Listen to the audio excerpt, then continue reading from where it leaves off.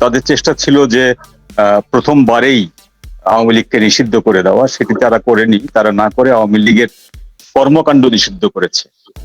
কর্মকাণ্ড নিষিদ্ধ করার পরে তাদের প্ল্যানে ছিল যে এই কর্মকাণ্ড করতে না পারলে ওরা অটোমেটিক্যালি নির্বাচনে আসবে না বা নির্বাচন করতে পারবে না। কিন্তু যখন বাইরে থেকে এরকম একটি চাপ এসছে যে নির্বাচন হতে হবে ইনক্লুসিভ, সেই চাপটি এখন পর্যন্ত কোথাও থেকে লিখিতভাবে আসেনি, কিন্তু পশ্চিমা দেশগুলো থেকে এবং পার্শ্ববর্তী ভারত থেকে বারবার করে একটা কথাই বলে দেওয়া হয়েছে সরকারকে যে যে যখনই নির্বাচন হোক সেই নির্বাচনটাকে হতে হবে ইনক্লুসিভ নির্বাচন। সুতরাং আওয়ামী লীগকে বাদ রেখে সরকার নির্বাচন করতে পারবে না, এরকম একটি সাবধানবাণী কিন্তু সরকারের উপরে ঝুলছে আছে। সরকার যাদের উপরে নির্ভর করে এখন পর্যন্ত টিকে আছে সেই সব বাইরের দেশগুলোর উপর থেকে আছে। তো সেগুলোকে যদি আপনার মেনে তাদের কথাও মানা হলো, আবার আওয়ামী লীগকে নির্বাচনে আসতে দেওয়া হলো না, এই দুটো কাজ যদি করতে হয় তাহলে কি করতে হবে সরকারকে? তাহলে করতে হবে সেটা হবে আইনের মধ্যে দিয়ে এমন একটি ব্যবস্থা তারা বের করবে খুঁজে, যে ব্যবস্থায় আওয়ামী লীগকে নির্বাচনে আসতে দেবে, এবং নির্বাচনে আসতে না দিলে সেইটিকে বহির্বিশ্বের কেউ আবার অন্যায় বলতে পারবে না, বলবে যে আমাদের আইনের ভেতরেই আসছে না, আইনের আওতায় পড়ছে না, আইনের কারণেই তারা বাতিল হয়ে যাচ্ছে। এরকম একটি প্ল্যান তারা কষে এগোচ্ছে। সেই প্ল্যানের ভিতরেই হচ্ছে আপনার পিআরও সংশোধন করা হচ্ছে। ঘটনা হলো, নির্বাচনের যদি ফেব্রুয়ারিতে আমরা ধরি, তাহলে এই 4-5 মাস বাকি থাকা অবস্থায় পিআরও সংশোধন করতে হবে কেন? নির্বাচন কমিশন এই যে পিআরও সংশোধন করছে, এর পেছনের কারণটাই হচ্ছে যে আওয়ামী লীগকে নির্বাচনে অযোগ্য ঘোষণা করা। আবার অযোগ্য ঘোষণা করলে যদি বহির্বিশ্ব থেকে চাপ আসে, সেই চাপটাকে মোকাবেলা করার জন্য একটি আইনি তকমা তৈরি করা। এই আইনি তকমাটা হচ্ছে যে যাদের উপরে ফৌজদারি মামলা আছে, ফৌজদারি মামলায় কনভিক্টেড, সেই কনভিক্টেড লোকগুলো কোনোভাবে নির্বাচন দাঁড়াতে পারবে না, করতে পারবে না। সেটা আওয়ামী লীগের পক্ষ থেকেও পারবে না, স্বতন্ত্র হিসাবেও পারবে। এইরকম একটি আইন তারা পাশ করিয়ে সেই আইনটির মাধ্যমে আওয়ামী লীগের যে লোকগুলো যদি দল হিসাবে আওয়ামী লীগকে না আসতে দেয়, তাহলে স্বতন্ত্র হিসাবে যদি তারা নির্বাচন করতে চায়, সেই স্বতন্ত্র প্রার্থীদেরকেও আটকাবার জন্য এরকম একটি আইন করার চেষ্টা করছে নির্বাচন কমিশন। এখন প্রশ্ন হচ্ছে যে এটা পারবে কিনা। আমার উত্তর হচ্ছে হ্যাঁ, পারবে। কারণটা হলো যে বাংলাদেশে শুধুমাত্র একজন ইউনূস সাহেব এসে সবকিছু বদলায়নি। হ্যাঁ, এটা গ্যাং অফ ক্রিমিনালস, এটা বিশাল একটি গ্যাং আছে। এই গ্যাংয়ে শুধুমাত্র খেটে খাওয়া মানুষ ছাড়া আর সব ধরনের সমাজের সব পেশার সব ধরনের মানুষের কিন্তু এই জায়গাটায় এই ষড়যন্ত্রের ভেতরে পার্ট আছে, জুলাই আগস্টের ভেতরে পার্ট আছে, অনেকেই বেনিফিশিয়ারি এখানে। তো সেই জন্য আপনি দেখবেন যে ইউনূস সাহেবের ঘাড়ে বন্দুক রেখে অনেক লোক ফায়ার করছে, তাদের নামে কিন্তু বদনাম হচ্ছে না। সেনাবাহিনী থেকে, সেনাবাহিনীর এক অংশ থেকে শুরু করে আমলা, পুলিশ, বুদ্ধিজীবী, শিক্ষক, সংবাদপত্র, নেতা কর্মী, বিভিন্ন পেশার মানুষ আছে যারা এই সরকারের বেনিফিশিয়ারি, কিন্তু এদের গায়ে কিন্তু কাদা লাগছে না। কাদা লাগছে যে মোহাম্মদ ইউনূসের গায়ে, যে তিনি হচ্ছেন সর্বেসর্বা। তো সেই জন্য এই যে আইনটি আছে, এই আইনটি বেআইনি হলেও এটি পাশ হয়ে যাবে, অর্ডিন্যান্স আকারে পাশ হয়ে যাবে। বা এমন কিছু আইন বাংলাদেশে পাশ হয়েছে যে আইনগুলো পরবর্তী সরকার যেই আসুক, সেই আইনগুলো কিন্তু আইন থাকবে না, বাতিল হয়ে যাবে। কিন্তু এই মুহূর্তের জন্য সেই অর্ডিন্যান্স গুলো তাদের কাজে লাগছে, তাদের টুলস হিসেবে তারা এটাকে কাজে লাগাচ্ছে। তো সেরকম তারা টুলস একটি আবিষ্কার করে সেই টুলস এর মাধ্যমে আওয়ামী লীগকে নির্বাচনের বাইরে রাখবে, এবং বাইরে রাখার পরেও যেন তাদের দাতা দেশগুলো তাদেরকে ধমকাতে না পারে, তাদের সাহায্য বন্ধ করতে না পারে, সেই জন্য তারা বলবে আমরা আইনি তকমার মাধ্যমে কাজটি করেছি। আপনার কি মনে হয় যে শেখ হাসিনাকে বাদ দিয়ে আওয়ামী লীগ পুনর্গঠন করা আওয়ামী লীগ পারবে? না, এটা হচ্ছে যারা বলে তারা ইতিহাস বিমুখ, তারা ইতিহাসের সত্যটাকে অস্বীকার করে। পরিষ্কার হিসাব যে সাবকন্টিনেন্টের রাজনীতি ফ্যামিলি ডক্ট্রিনের বাইরে না। আওয়ামী লীগের পরিবারের সর্বশেষ যে ব্যক্তি বেঁচে আছেন, দুজন মাত্র ব্যক্তি বেঁচে আছেন, শেখ হাসিনা এবং শেখ রেহানা। তো শেখ হাসিনা যদি সেই পরিবারের হয়ে সেই লিগেসি বহন করে, সেই ধারাবাহিকতা, ঐতিহ্যবাহী ধারাবাহিকতা বহন করে যদি আবার বাংলাদেশে ফিরে আসে, বাংলাদেশের জনগণ তাকে সাদরে গ্রহণ করবে। এবং বাংলাদেশের জনগণের কাছে এখন পর্যন্ত আওয়ামী লীগের অবিসংবাদী নেতা বা যে ক্ষমতাধর ব্যক্তি সেটি হচ্ছেন শেখ হাসিনা। যদি এর বিকল্প কেউ ভাবে, যেমন 1/11 সময় ভাবা হয়েছিল, সেই ভাবনাটা কাজে লাগেনি। কারণ বাংলাদেশের মানুষের কাছে যে আবেগটা, সেই আবেগটা কিন্তু যুক্তির চেয়ে বড়। সেই আবেগটার কারণে 1/11 সময় তারা পারেনি। এবারও তারা চেষ্টা করেছিল যে -4, -2, -4 এরকম কতগুলো ধারা তারা সৃষ্টি করে যে নতুন একটা জোয়ার সৃষ্টি করবে। এটা হয় না বাংলাদেশের রাজনীতিতে। ওই জায়গাটা আর নেই যে যেখানে আপনি হট করে একজনকে দাঁড় করিয়ে দিয়ে বললেন যে এই ব্যক্তি আওয়ামী লীগের লিডার বা এই ব্যক্তি বিএনপির লিডার, জনগণ আপনারা আসুন, একে সমর্থন করুন। জনগণ করবে না। জনগণের কাছে যে ইতিহাস আছে, সেই ইতিহাস গৌরবোজ্জ্বল ইতিহাস, সেই ইতিহাসকে আপনি এই কোন একজন A B C D দিয়ে আপনি মোচন করতে পারবেন। এটা ব্যর্থ চেষ্টা। আমি দেখছি যে বর্তমান সরকার, আমি একটু এই ব্যাপারে একটু বলতে পারি। আপনি যে প্রশ্নটা বাইরে করছেন, দেখেন শেখ হাসিনা বঙ্গবন্ধুর মেয়ে, এটা তার বড় পরিচয়, কিন্তু তারপরেও তার একটা নিজস্ব আইডেন্টিটি আছে। শেখ হাসিনা কিন্তু কারো মতো ঘর থেকে বের হয়ে এসে রাজনীতিতে যোগ দেয়নি। শেখ হাসিনা ইডেন কলেজে বিপি ছিলেন, এবং সেই সময় ছাত্রলীগেতে বিপি হওয়া খুব কঠিন। আমার ভাই আরো ভালো বলতে, আপনারা সবাই জানেন তিনি বিপি হয়েছেন। তিনি 69-এর গণ অভ্যুত্থানের ছাত্রীদের সুসংগঠিত করেছেন, এবং শেখ হাসিনা দেখেছেন বঙ্গবন্ধুকে প্রতিটি সিদ্ধান্তের ক্ষেত্রে। শেখ হাসিনা দেখেছেন। শেখ হাসিনা, আমি মনে করি বিশ্বের যতগুলো সফল রাজনীতিবিদ আছে, দক্ষ রাজনীতিবিদ আছে, সঠিক সময় সঠিক সিদ্ধান্ত, দূরদর্শী নেতৃত্ব আছে, তার ভিতরে শেখ হাসিনা অন্যতম। এবং বাংলাদেশে যে আমার ভাই বললেন যে বাংলাদেশে অনেকবার শেখ হাসিনাকে মাইনাস করার চেষ্টা করা হয়েছে এবং অনেকবার হত্যা করারও চেষ্টা করা হয়েছে, কিন্তু বাংলাদেশের তৃণমূলের কর্মীদের কাছে শেখ হাসিনার বিকল্প শেখ হাসিনা। শুধু বাংলাদেশের তৃণমূলের কাছে নয়, যারা বিশ্বাস করে স্বাধীনতা মুক্তিযুদ্ধ, আজকে প্রমাণ হয়েছে যে মুক্তিযুদ্ধ ৭১-এর চেতনায় এইটা একমাত্র রক্ষা করতে পারে শেখ হাসিনা, এবং শেখ হাসিনার বিকল্প এখন শেখ হাসিনা। এবং এইগুলো যারা মানে চিন্তা করে, আমি মনে করি তারা এই মুক্তিযুদ্ধের পক্ষের শক্তি যে ঐক্যবদ্ধ হচ্ছে শেখ হাসিনা ঘিরে, সেইখানে চির ধরানোর ষড়যন্ত্র করছে। এরা আমাদের শুভাকাঙ্ক্ষী না, আমি এটা মনে করি। ধন্যবাদ। এখন আপনি কি প্রশ্ন করতেছিলেন? আমি আপনার কথা সূত্র ধরে বলতে হয় যে দেখুন, আমি যতখানি জানি এখন এই মুহূর্তে শেখ হাসিনা তার তৃণমূলের অনেক নেতা কর্মীর সঙ্গে প্রতিনিয়ত কথা বলেন, আর তৃণমূলের কর্মীরাও। আপনি যে বললেন, একটা উদাহরণ দেয়, এই যে ভোলাতে যে ছেলেটা মারা গেছে, যাকে পিটিয়ে হত্যা করেছে, ওই ছেলে ভোলা জেলা আওয়ামী লীগের সেক্রেটারি জানে না যে নেত্রী তার সাথে কথা বলেছেন। জননেত্রী শেখ হাসিনা তার বাবার সাথে কথা বলেছেন, তার মার সাথে কথা বলেছেন, তার বোনের সাথে কথা বলেছেন। বাংলাদেশের ইউনিয়ন পর্যায়ে তৃণমূলের কর্মীদের সাথে কথা বলে তাদেরকে অনুপ্রান্তির সাহস দিচ্ছেন। আপনি একটা উদাহরণ দেয়, আর একটা উদাহরণ দেয়, যেদিন 32কে গুড়িয়ে দেওয়া হয় বুলডোজার দিয়ে, সেদিন আপনার মনে আছে ছাত্রলীগের একটি কর্মীদের সাথে মত বিনিময় ছিল, যেটা দোষ দেওয়া হয় যে শেখ হাসিনা ছাত্রলীগের কর্মীদের সামনে উস্কানিমূলক বক্তব্য দেওয়ার জন্য 32 হামলা হয়েছে। এটা যারা বলে ওরা আসলে রাজাকারের সন্তান, কারণ 32 যখন বুলডোজার দিয়ে মিশিয়ে দেওয়া হয়, তখনও ছাত্রলীগের সাথে বঙ্গবন্ধুর তনয় জননেত্রী শেখ হাসিনা কথা বলেননি।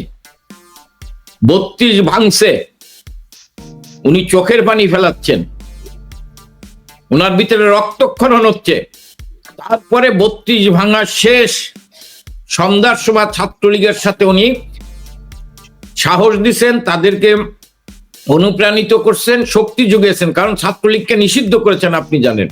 ছাত্রলীগের 2টি ছেলেকে জয় বাংলা স্লোগান দেওয়ার জন্য পিটিয়ে হত্যা করেছেন। ছাত্রলীগের একটি মেয়ে পরীক্ষা হল থেকে তাকে শারীরিকভাবে নির্যাতন করে পুলিশের কাছে তুলে দিয়েছেন, তাকে পরীক্ষা দিতে দেন। এই দুঃসময়, এই সংকটকাল ছাত্রলীগ যখন সবচেয়ে খারাপ অবস্থা, তখন একদিকে 32 ভাঙছেন বুলডোজার, শেখ হাসিনার স্মৃতি বিজড়িত 32, বাঙালির অস্তিত্ব 32, সেই 32 ভাঙছেন। আর একদিকে সে দুঃখিত ছাত্রলীগের নেতা কর্মীদের অনুপ্রেরণা দিয়ে করছেন। এই হচ্ছে শেখ হাসিনা। তো শেখ হাসিনার কাছে কর্মীরা হচ্ছে তার কাছে প্রাণ, আর কর্মীদেরও, সাধারণ মানুষেরও কাছে শেখ হাসিনা হচ্ছে তাদের অস্তিত্ব। আপনার কাছে অন্য একটা প্রশ্ন করতে চাইছিলাম, তারপরে মঞ্জু ভাইয়ের কাছে প্রশ্নটি রাখছি যে আমি দেখি তৃণমূলের সঙ্গে যখন আমি নিজে কথা বলি সাংবাদিক হিসেবে, আমি তো দেখি তারা শেখ হাসিনা ছাড়া আমি কাউকে নেতা মানতে নারাজ। তারা কাউকে, মানে কামাল ভাই এখানে উপস্থিত আছেন, কাউকে তারা মানতে রাজি নয়। তারা শুধুমাত্র এই মুহূর্তে শুধু শেখ হাসিনার কমান্ড ছাড়া তারা কারো কথা শুনে না, তারা শুনেন।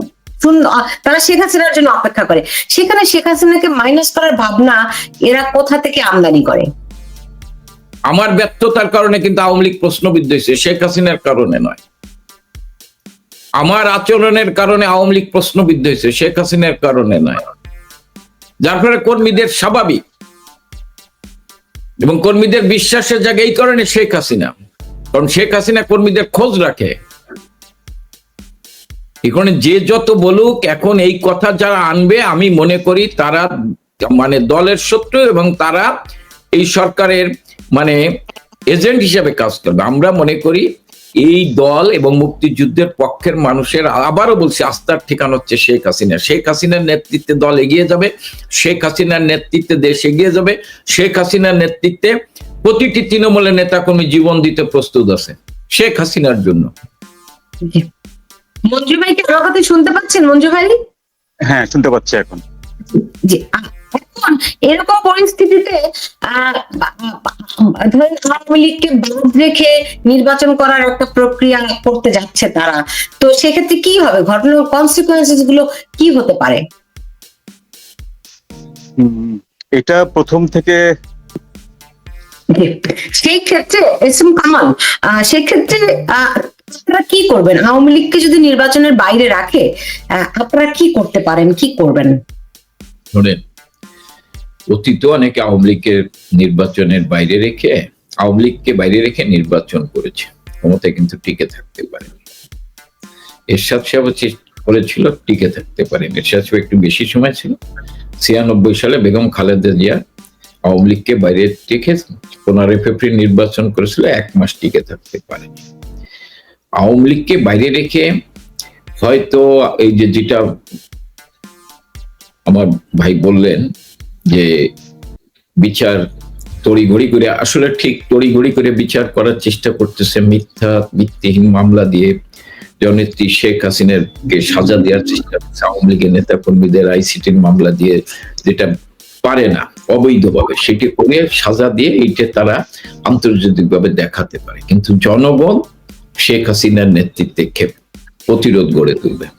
বাংলাদেশে মাইনাস শেখ হাসিনা মাইনাস আওয়ামী লীগ, সেই নির্বাচন আমি মনে করি বেশি দিন টিকে থাকতে পারবে না, ক্ষমতায় থাকতে পারবে না। এবং জনগণ আজকেও যদি জনগণ, আমি মনে করি বাংলাদেশের অধিকাংশ জনগণ এই অবৈধ অসাংবিধানিক সরকার এবং তার যারা জঙ্গি আছেন, তার যারা দোসর আছেন জামাত বিরোধী, তাদেরকেও জনগণ প্রত্যাখ্যান করবে আমি মনে করি। কারণ জনগণ আজকে আপনি দেখেছেন এই যে আপনারা 2 জন সাংবাদিক, হ্যাঁ, কলামিস্ট, আজকে পান্না তার বুকে বুলেট প্রুফ জ্যাকেট, মাথায় হেমলেট, হাতে বেড়ি, তারপরে তার কণ্ঠকে চেপে ধরা হয়েছে। এটা পান্নার কণ্ঠ চেপে ধরা হয়নি, বাংলাদেশের গোটা সংবাদ মাধ্যমের কণ্ঠ চেপে ধরা হয়েছে। মানুষের বাক ব্যক্তি স্বাধীনতাকে, তার কণ্ঠকে চেপে ধরা হয়েছে, মুক্ত চিন্তার কণ্ঠকে চেপে ধরা হয়েছে। এটা ব্যক্তি পান্না না। আজকে কোথায় বাংলাদেশ? মানুষ ঘুরে দাঁড়াবেই। আজকে বিচারপতি মানে আদালত মব সন্ত্রাসের নিয়ন্ত্রণে চলছে। আজকে মুক্তিযোদ্ধাদের গলায় জুতের মালা, মুক্তিযোদ্ধাদের ৭১-এর চেতনায় কথা বলতে গেছে বীর মুক্তিযোদ্ধা লতিফ সিদ্দিকীকে কিভাবে মব সন্ত্রাস করা হয়েছে। বিশ্ববিদ্যালয়ের শিক্ষক, আইন বিভাগের শিক্ষক, তাকে কিভাবে মব সন্ত্রাস করা হয়েছে। আপনি সাংবাদিক পান্নার কথা তো বললাম, আপনি খুলনায় বুলু সাংবাদিক, তাকে কিভাবে হত্যা করা হয়েছে। এই তো বাংলাদেশ। তো সেই বাংলাদেশে এই যারা এটা করছে, জনগণ এদের বিরুদ্ধে রুখে দাঁড়াবেই, প্রতিশোধ নেবেই, এবং শেখ হাসিনাই হচ্ছেন তাদের ভরসার জায়গা, শেখ হাসিনার নেতৃত্বেই। তাই শেখ হাসিনাকে যারা মাইনাস করে নির্বাচন করার ষড়যন্ত্র স্বপ্ন দেখছে, তাদের সেই স্বপ্ন, হ্যাঁ নির্বাচন হয়তো করতে পারবেন, কিন্তু সেই সরকার বেশি দিন ক্ষমতায় টিকে থাকতে পারবে না। ধরেন আপনাদের কৌশলটা কি? ধরেন নির্বাচনে যদি আপনাদেরকে দেয়া না হয়, আপনারা কিভাবে করে জনগণকে সঙ্গে নিয়ে প্রতিরোধ করবেন? মানে আপনাদের পরিকল্পনা কি? আমরা অতীতে জনগণকে যেভাবে নিয়ে প্রতিরোধ করছি ওইভাবে প্রতিরোধ করব। জনগণই যাবে প্রতিরোধ করতে, জনগণই বয়কট করবে, তাদের জনগণই নির্বাচন বয়কট করবে, জনগণই ভোট কেন্দ্রে বয়কট করবে। মানে কিভাবে? আপনারা যদি বিদেশে থাকেন, শোনেন, বিদেশে থাকে, দেশে থাকে, যেখানেই থাকুক, আপনি 500-র বেশি নেতা দেশের বাইরে নেয়, নেতা কর্মী দেশের বাইরে নেয়, ওটা আওয়ামী লীগ এবং আওয়ামী লীগের পক্ষের যারা সমর্থক। এবং আমি মনে করি, হ্যাঁ, যে 5ই আগস্টের আগে চাইতে 5ই আগস্টের পরে আওয়ামী লীগ শক্তিশালী, আওয়ামী লীগের সমর্থক সকল মানুষ। কোন যে প্রফেসর আকাশ একটি কথা বলেছেন যে জুলাই গণ অভ্যুত্থান না, জুলাই হচ্ছে প্রতারণা করা হয়েছে জনগণের সাথে। দেবপ্রিয় ভট্টাচার্যের মতো লোক বলেছেন এই সরকার যত তাড়াতাড়ি পারে তত বিদায় নেওয়া উচিত। 27 লক্ষ লোক কর্মহীন হয়ে পড়েছেন, আজকে অর্থনৈতিক ধ্বংস, আজকে লক্ষ লক্ষ শ্রমিক বেকার, বাংলাদেশ ধ্বংসের দ্বার শেষ প্রান্তে পৌঁছে গেছে। বাংলাদেশ আজকে পাকিস্তানের বাংলাদেশ হয়েছে। সেই বাংলাদেশে তো যারা মুক্তিযুদ্ধের চেতনায় বিশ্বাস করে, আমি আওয়ামী লীগ করি না, যারা মনে করে যে 30 লক্ষ শহীদের রক্তের বিনিময়ে বাংলাদেশ স্বাধীন হয়েছে, তারা ঐক্যবদ্ধ হবেই, তারা ঐক্যবদ্ধই হবে। এবং আওয়ামী লীগ 15 বছর ক্ষমতায় ছিল, আমি বলি না যে আওয়ামী লীগের আমলে একেবারে দুধের নহর বয়ে গেছে, কিন্তু বঙ্গবন্ধু হত্যা করার পরে এই পর্যন্ত যারা ক্ষমতায় আছে তাদের চাইতে শেখ হাসিনার ক্ষমতার আমলে মানুষ ভালো ছিল, নিরাপদে ছিল, শান্তিতে ছিল। যদি কেউ আমার সাথে ডিবেট আসতেছে, আমি চ্যালেঞ্জ করলাম, আমার প্রতিটি কথার উত্তর যদি তারা দিতে পারে যে শেখ হাসিনার আমলের চাইতে তাদের আমল ভালো ছিল, আমি চ্যালেঞ্জ করলাম, আমরা জাতির কাছে ক্ষমা চাবো। শেখ হাসিনার আমল ছিল স্বর্ণযুগ, হ্যাঁ, ভুল ত্রুটি যে নাই, দুর্নীতি যে হয়নি আমরা অস্বীকার করি না, গুম খুন যে হয়নি আমরা অস্বীকার করি না, কিন্তু বিচার হয়েছে, বিচারের মুখোমুখি দাঁড়াতে হয়েছে।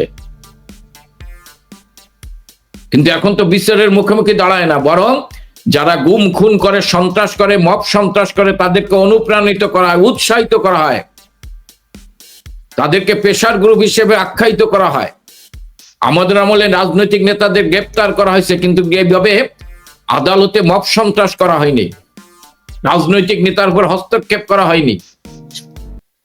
সুপ্রিম কোর্টের প্রধান বিচারপতি, হ্যাঁ, তার রায় আপনার পছন্দ না হইতে পারে, তাকে যেভাবে গ্রেপ্তার করে, তার হাতে বেড়ি পরে তাকে যেভাবে আদালতে হাজির করা হয়েছে,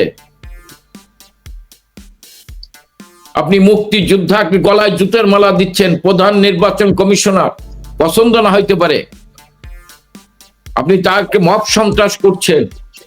অর্থাৎ গোটা জাতি আজকে মব সন্ত্রাসের শিকার, গোটা সন্ত্রাসকে প্যারালাইজ করে দেওয়া হয়েছে।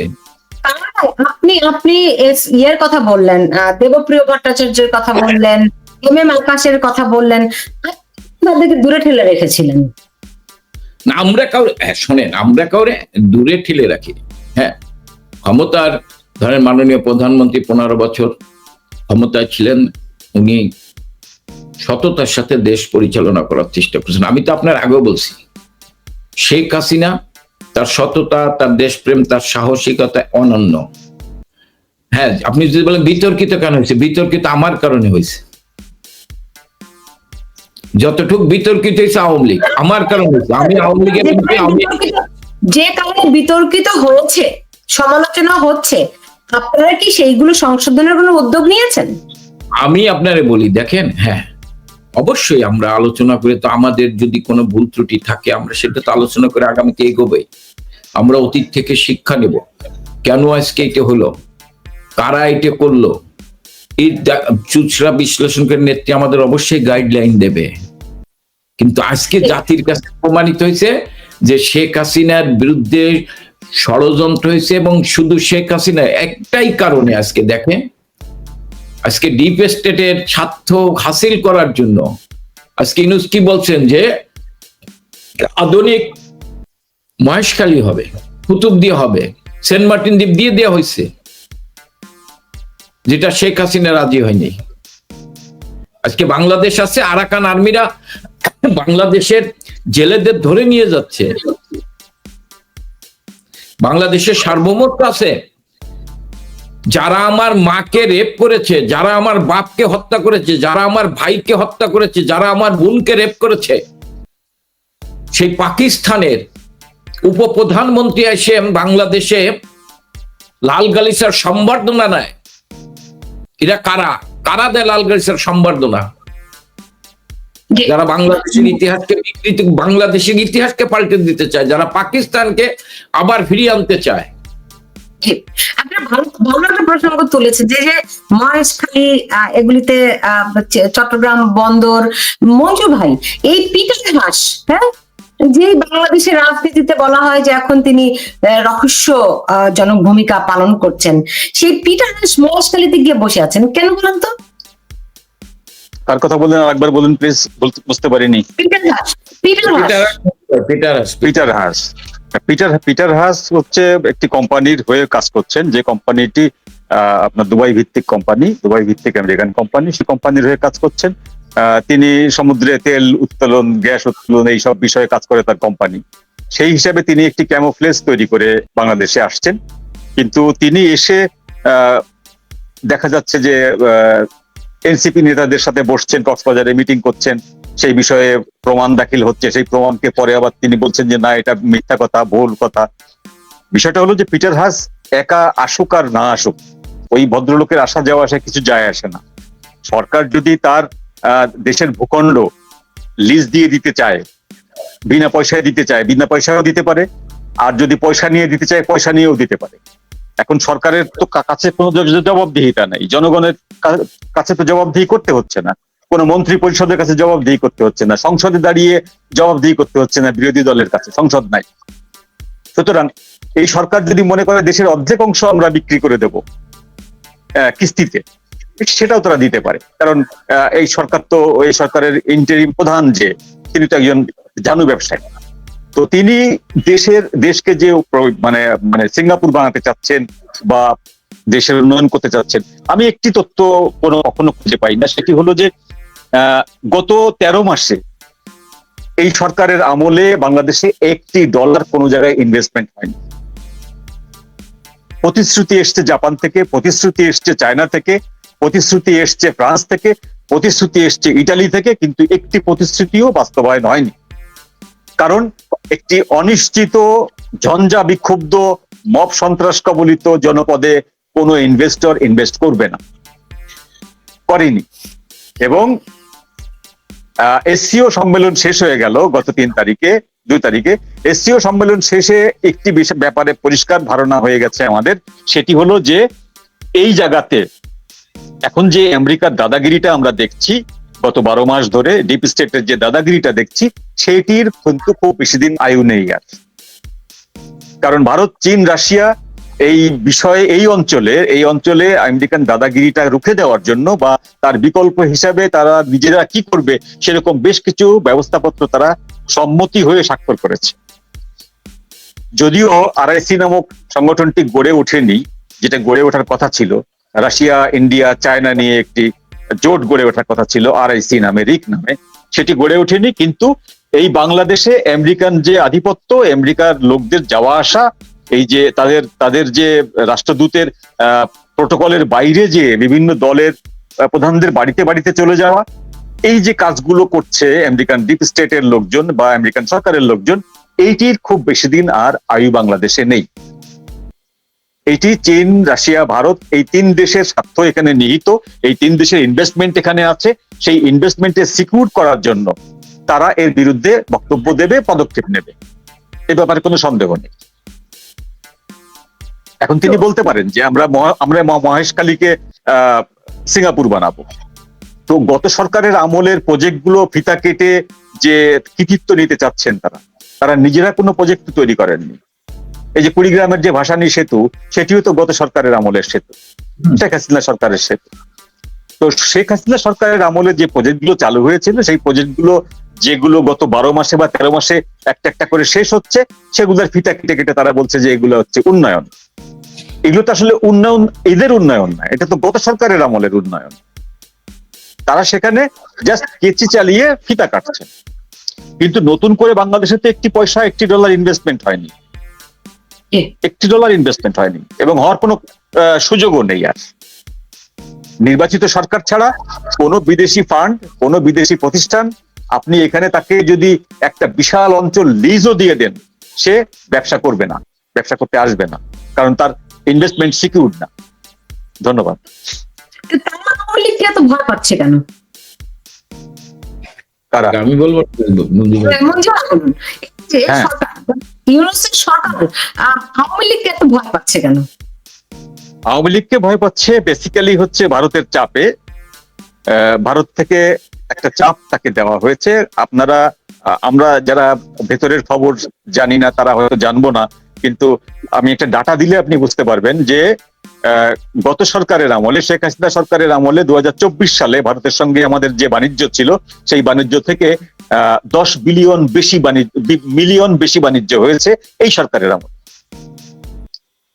অর্থাৎ এই সরকার ভারতের কাছ থেকে কাঁচামরিচ থেকে শুরু করে সবকিছু কিনছে। কিন্তু আপনি উপরে উপরে দেখবেন যে সরকারের একাধিক স্টেক হোল্ডারের সকালবেলা ঘুম থেকে উঠেই দায়িত্ব হচ্ছে ভারতকে একটা গালি দেওয়া, ভারতের সরকারকে একটা গালি দেওয়া, মোদীকে একটা গালি দেওয়া, সেই সাথে শেখ হাসিনাকে একটা গালি দেওয়া। সবকিছু মিলিয়ে আপনাকে মনে হবে যে এই সরকারটা পুরোটাই বোধহয় এন্টি ইন্ডিয়া একটা ক্যাম্পেইন চালাচ্ছে। এটি হলো বাহ্যিক একটা দিক। আর অভ্যন্তরীণ দিক হচ্ছে এই সরকার ভারতের কাছে এতভাবে নতজানু হয়েছে, প্রতিদিন একটি করে রিকোয়েস্ট পাঠানো হচ্ছে, চাল যেন বন্ধ না হয়, গম যেন বন্ধ না হয়, কাঁচামরিচ যেন বন্ধ না হয়, পেঁয়াজ যেন বন্ধ না।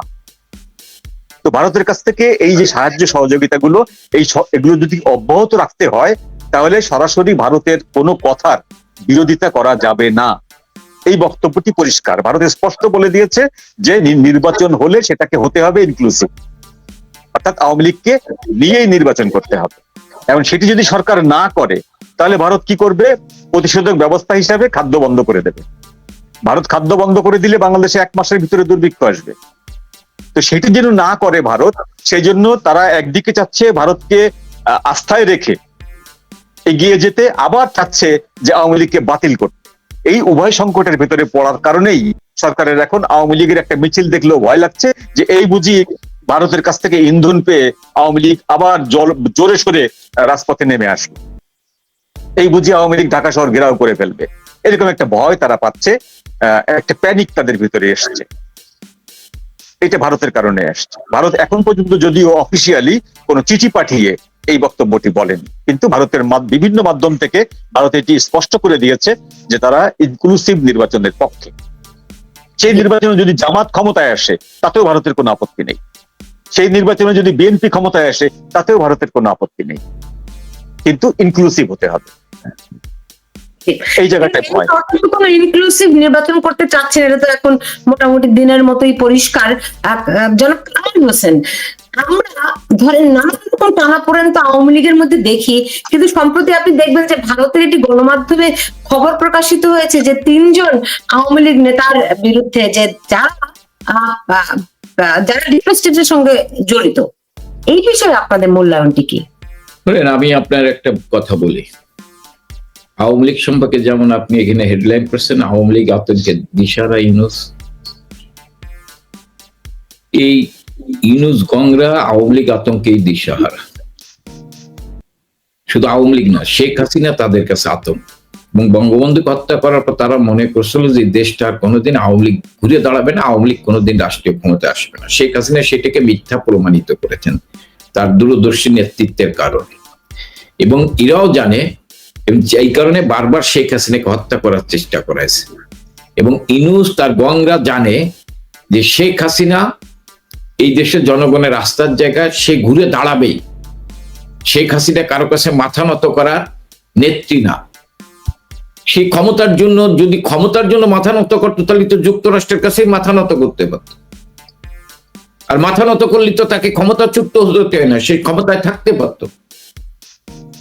তাহলে শেখ হাসিনা এই কারণে শেখ হাসিনাকে হত্যা করতে চেষ্টা, বারবার শেখ হাসিনা এবং শেখ হাসিনাই আতঙ্ক, কারণ শেখ হাসিনা ঘুরে দাঁড়াবে ইনশাআল্লাহ। আর আপনি যে কথা বলেছেন, এই কারণেই আওয়ামী লীগের ভিতর নেতৃত্ব সম্পর্কে, বিভিন্ন নেতাদের সম্পর্কে, কর্মীদের ভিতর বা জাতীয় ভাবে আন্তর্জাতিক ভাবে যারা আওয়ামী লীগের শুভাকাঙ্ক্ষী, আওয়ামী লীগের মানে চেতনাকে ধারণ করে, তাদেরকে বিভ্রান্ত করার জন্য আমি মনে করি নেতাদের সম্পর্কে এই ধরনের হয়তো নিউজ করাতে পারে। কারণ আপনি যে নিউজের কথা বলেছেন এই বিষয়ে তো একমাত্র নেত্রী জানেন কাকে কোন দায়িত্ব দিয়েছেন, ঠিক আছে না? আমি মনে করি এই সম্পর্কে তো আমি শুধু এইটুক বলবো যে এখন একটা ষড়যন্ত্র শুরু হয়েছে আওয়ামী লীগের নেতাদের চরিত্র হনন করার জন্য, এবং আওয়ামী লীগ নেতাদের বিরুদ্ধে লেখার জন্য, যাতে মানুষ কিন্তু ধরেন, আমি আগেও বলছি যে 5ই আগস্টের আগের থেকে মানুষ কিন্তু আওয়ামী লীগের প্রতি তাদের আস্থা বাড়ছে, জননেত্রী শেখ হাসিনার প্রতি তাদের আস্থা বাড়ছে। মানুষ আজকে ধীরে ধীরে মনে করছে যে না, শেখ হাসিনাই এই দেশের জন্য, শেখ হাসিনাই হচ্ছেন একজন যোগ্য সরকার প্রধান, এটা মানুষ ভাবছেন। এই কারণে আওয়ামী লীগের নেতাদের বিরুদ্ধে আমি মনে করি যে এটা একটি ষড়যন্ত্রের পার্ট হতে পারে, আমি এইটুক খালি মনে করি। ষড়যন্ত্রের পার্ট বলছেন, যাই হোক, কিন্তু আমরা দেখলাম জাতীয় পার্টির কাঁধে ভর করে আওয়ামী লীগ ব্যাক করবে, এরকম একটা আতঙ্ক ওই যে বিরোধী পক্ষের রয়েছে। নূরের দল দেখলাম, অন্যান্য এনসিপি, এরা অনেকেই মনে করছে যে জাতীয় পার্টির উপর ভর করে নির্বাচনে আওয়ামী লীগ ব্যাক করবে অথবা স্বতন্ত্র প্রার্থী দেবে। বিষয়টি কি আসলে? আমি তো জাতীয় পার্টিকে ব্যান করার লাগি তো নূরের উপর হামলা করছে। নূরের উপর কারা হামলা করছে? দেখেন, নূরের স্ত্রীর একটা সাংবাদিক সম্মেলনে কথা শুনলাম যে আওয়ামী লীগের আমলেও নূরের উপর এইভাবে ন্যাক্কারজনক ভাবে হামলা হয়নি। এই হামলাটা কে করছেন, কারা করিয়েছেন, এটা সরকার খুঁজে বের করুক।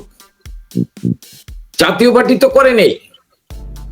জাতীয় পার্টিকে আমি মনে করি ব্যান করার জন্যই সরকারের ভিতর থেকে কেউ না কেউ নূরের উপরে হামলা করেছেন। এবং আমি তো দেখলাম ছাত্র দলের একটি ছেলে বলছেন যে জামাত নূরের উপর হামলা করেছে, এবং বিভিন্ন সাংবাদিকদের বক্তৃতার ভিতরে বোঝা যায় যে জামাত নূরের উপর হামলা করেছেন। কেউ না কেউ নূরের উপর হামলা করেছেন, তারা তো সরকারের ভিতরেই আছে। আপনি যেটা বলছেন যে হ্যাঁ, জাতীয় পার্টির উপর ভর করে আওয়ামী লীগ দাঁড়াবে কেন? আওয়ামী লীগ জনগণের উপর ভর করে দাঁড়াবে। আওয়ামী লীগ অতীতে কারো উপর ভর করে দাঁড়ায়নি, আওয়ামী লীগ জনগণের উপর ভর করে দাঁড়াইছে। এবং আওয়ামী লীগ মনে করে জনগণই হচ্ছে শক্তি, শেখ হাসিনা মনে করেন জনগণই হচ্ছেন শক্তি, জনগণের উপর ভর করে আওয়ামী লীগ দাঁড়াবে। মঞ্জুরুল হক, যদি মানে এই প্রশ্নটি আসলে আমার কামাল ভাইয়ের কাছে করা উচিত, তবু আপনাকে আমি করছি, যদি এই ইউনিট সরকারের ভবিষ্যৎটা আপনি কি দেখেন, এবং যদি ভবিষ্যতে সেফ এক্সিটের জন্য আওয়ামী লীগের দ্বারস্থ হয়, সেক্ষেত্রে আওয়ামী লীগের করণীয়টা কি হবে? কে সেফ এক্সিটের জন্য আওয়ামী লীগের দ্বারস্থ হবে? এই যে ডক্টর ইউনূস সরকার। উনি সেফ এক্সিটের জন্য আওয়ামী লীগের দ্বারস্থ হবেন না। উনি সেফ এক্সিটের জন্য প্ল্যান করেই রেখেছেন। তারেক জিয়ার সাথে বৈঠক করে ওনাদের যে প্ল্যান ফাইনাল করেছেন, সেই ফাইনালের কারণেই তারেক জিয়ার উপর থেকে সব মামলা উঠে গেছে, আজকেও উঠে গেছে। বাংলাদেশে 21শে আগস্ট কোনো কিছু ঘটেনি, এরকম একটি ব্যাপার প্রমাণ করার চেষ্টা হচ্ছে যে 21শে আগস্ট কোনো কিছুই ঘটেনি। ওই যেমনটি খালেদা জিয়া বলেছিলেন যে শেখ হাসিনা ভ্যানিটি ব্যাগে করে গ্রেনেড নিয়ে এসেছিল। তো এগুলাই নতুন করে আবার সামনে এসছে। সবকিছু প্ল্যান করা আছে, তারেক জিয়ার সাথে বসে কে কতটা আসন পাবে, কাকে কতটা আসন দেওয়া হবে, এবং সরকার গঠনের পরে ডক্টর ইউনূস সরকার কিভাবে এক্সিট পাবেন, তার গায়ের উপরে কোনো কলঙ্ক থাকবে না, তিনি একদম সাধ্য তুলসী পাতার মতন একদম নিষ্পাপ নিষ্কণ্টক হয়ে যাবেন। সব তো প্ল্যান করা আছে। মুশকিলটা হলো যে এই প্ল্যানটা এক্সিকিউশনে যাবে কি যাবে না, এক্সিকিউশন হতে পারবে কি পারবে না, সেই জিনিসটি নির্ভর করছে বাংলাদেশের জনগণের উপর। বাংলাদেশের জনগণ যদি রুখে দাঁড়ায়, তাহলে এই ধরনের কোনো লন্ডন ষড়যন্ত্র বা প্যারিস ষড়যন্ত্র বা এগুলো কোনো কিছুতে কোনো ধোপে টিকবে না।